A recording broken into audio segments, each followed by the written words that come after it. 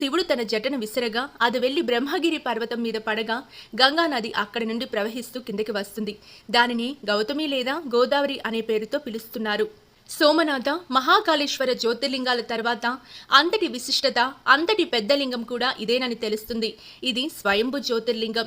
గర్భగుడి లోపల 3 లింగాలు కలిపి ఒకే పానవట్టంలో ఉంటాయి. ఈ 3 లింగాలను కూడా త్రిమూర్తులకు ప్రతీకలుగా భావిస్తారు. పానవట్టం లోపల నుంచి ఎప్పుడు జలం వస్తూనే ఉంటుంది. అది ఎక్కడి నుండి వస్తుంది అనేది ఇప్పటికీ అంతుచిక్కని విషయమే. ఆ జలం నిత్యం శివలింగాన్ని అభిషేకం చేస్తుంది. అయితే గర్భగుడిలోనికి అందరికీ అనుమతి లేకపోవడంతో 5 మీటర్ల దూరం నుంచే స్వామివార్ల దర్శన భాగ్యం కల్పిస్తారు. ఈ ఆలయానికి ఎలా చేరుకోవాలో ఇప్పుడు చూద్దాం.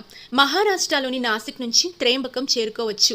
దేశంలోని అన్ని ప్రాంతాల నుంచి నాసిక్కు రోడ్డు, రైలు మార్గాలున్నాయి.